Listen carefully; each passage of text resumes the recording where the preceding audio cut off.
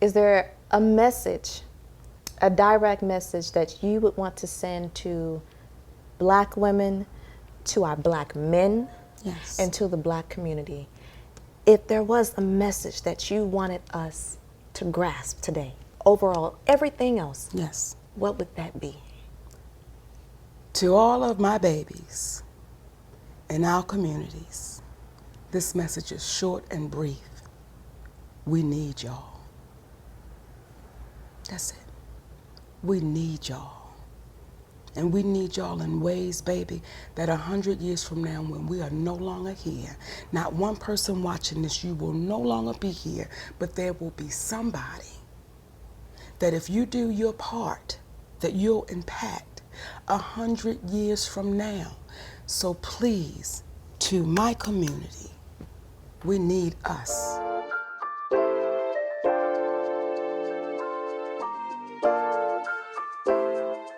My name is Kyra Henderson, and I am sitting here with Miss Monique, phenomenal actress, phenomenal comedian, Oscar award-winning actress, ladies and gentlemen. And might I say, in the words of Dr. Maya Angelou, a phenomenal Black woman indeed. It is so awesome to have you here, Miss Monique. Thank you, baby. Thank you so much for doing this. Thank you for having me. Yes, ma'am. Thank you for having me, and I feel the same way about you.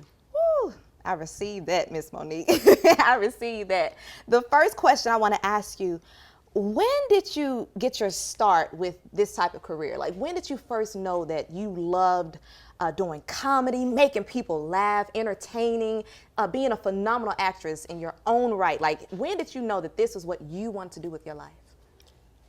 I think when I got here, and that was December 11th, 1967. I believe it was at 3:13 p.m., my arrival to this place.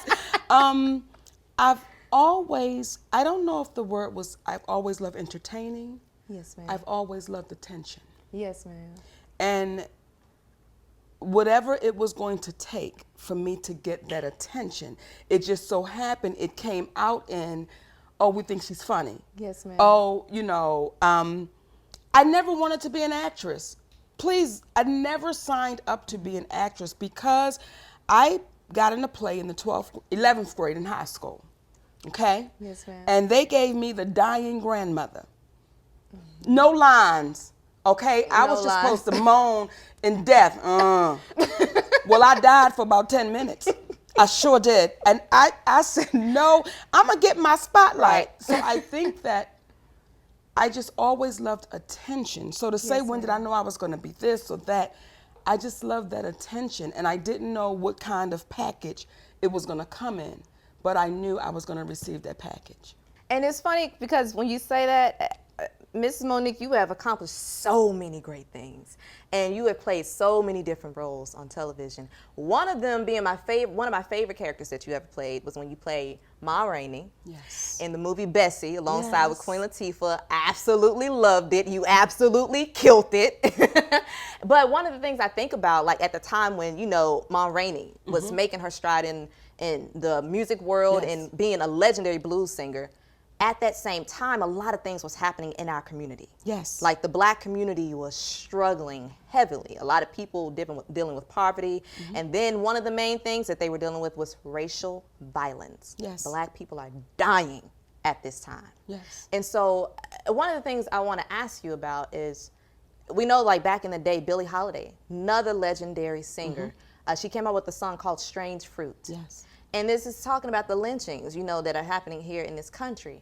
And one of the most famous lynchings that people always remember is that of a young 14-year-old boy named Emmett Lewis Till. My question to you is, how did you feel when you first learned about the story of Emmett Lewis Till? Like, what did this story do for you, and how did it make you feel? When I first heard the story, I was a young girl, so I really didn't appreciate what I was hearing, because we heard so many of those stories even when I was a young girl. But I want to address something that you said too. You said that, how was it when back then that Ma Rainey was one of the greatest blues singers, but there was still so much violence and death going on in our communities? Well, what's changed? what's changed? You still have your biggest superstars, and there's still death and violence going on in our communities. So to ask me how, now as a 53-year-old woman, how do I feel about what happened to Emmett Till? It's devastating. But do you know how many Emmett Tills we have? Yes. We just don't know their names. Exactly. And those stories continue to go on and on and on and on. And I think that in some part we play a part. We play a part. Yes. Because how many songs we gonna sing? Amen to that.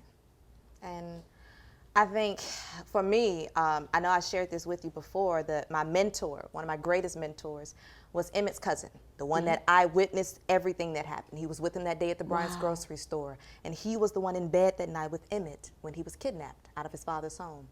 And there's a rare photo of him sitting alongside with his father, the late Moses, right? We call him Daddy Moses, right? And also sitting next to him is Mrs. Mamie Till-Mobley.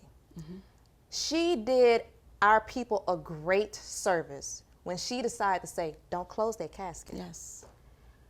What do you think, like besides the strength of this woman, what is one of the greatest takeaways that we as Black women, but just as Black people, need to remember about a woman like Mrs. Mamie Till-Mobley? To say what is the takeaway, I don't know what the takeaway is. I think that we keep seeing we have to have a unintentional strength. No mother wants to be considered strong because you're sitting there looking at your baby in a coffin that is undescribable. So we have to have these unintentional strengths. So to say Miss Till was courageous. She was brave to say, don't close it.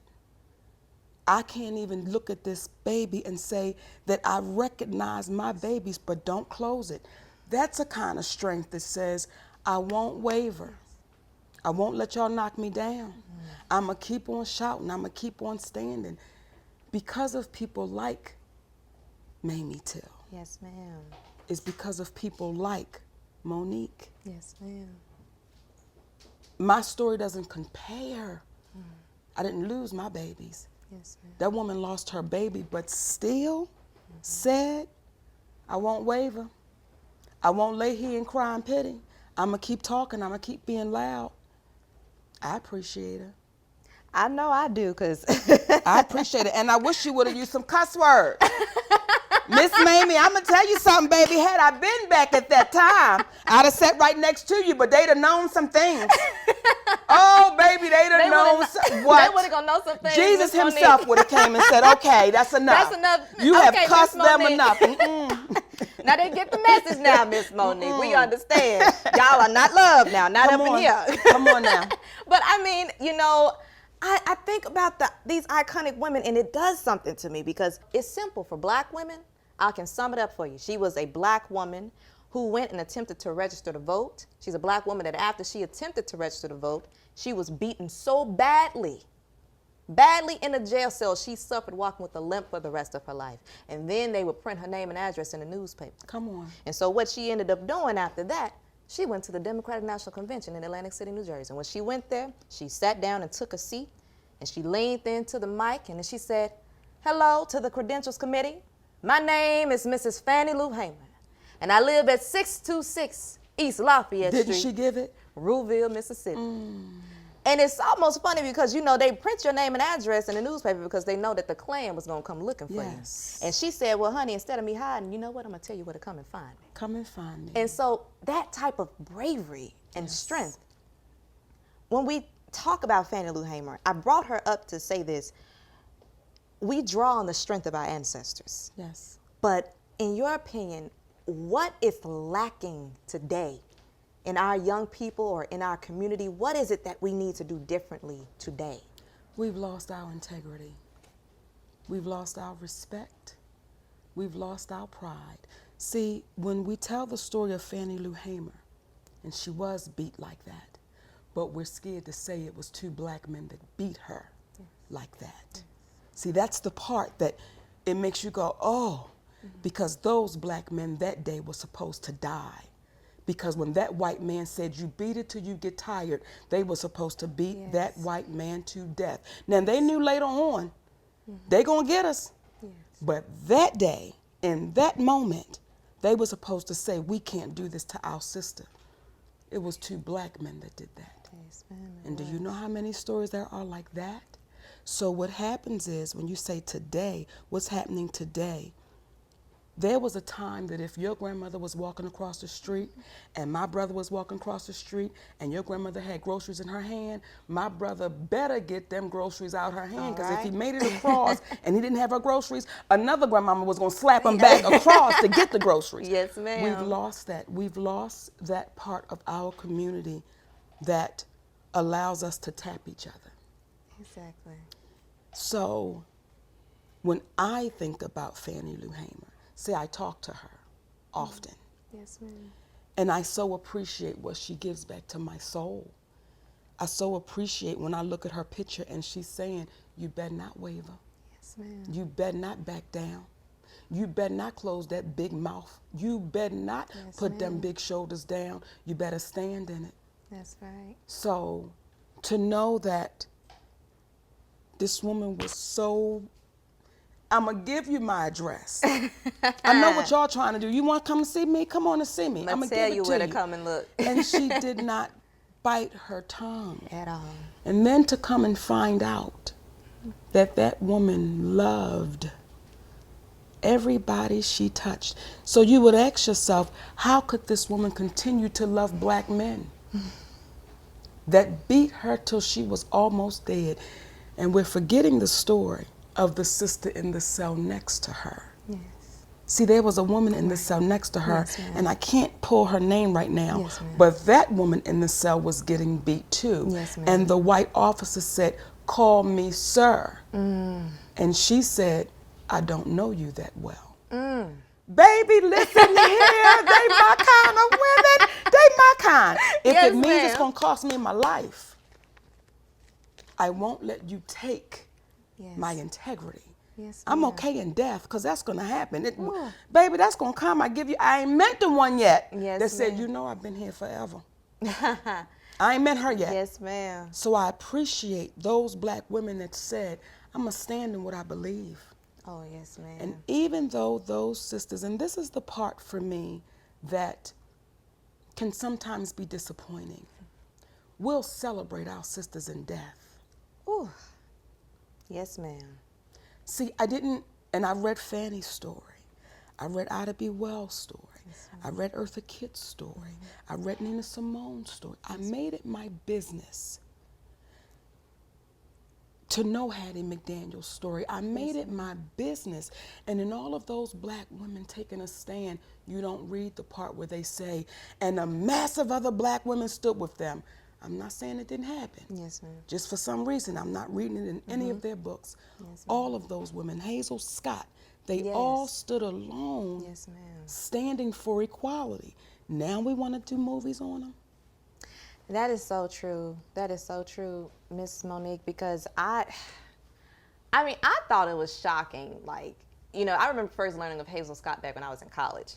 So I had never even heard of her before, but this woman was sensational, playing and mastering the piano and stuff by such an early, young age. And then not to mention, what is her name? Even Ethel Waters. Come on, baby. A lot of people never even heard of her. I was like, Ethel Waters, you know, like, y'all don't get it. Like, this lady was one of the first black women outside of Miss Hattie McDaniel, you know, that appeared in movies with a lot of white actors and actresses, but not in The Maid and, you know, the Mamie character. You know, like, these are one of the actresses that you need to also learn about while we're learning about a lot of the greats today. And, you know, my granny always say, everything you got good today, baby, came from something great before, too. Come on.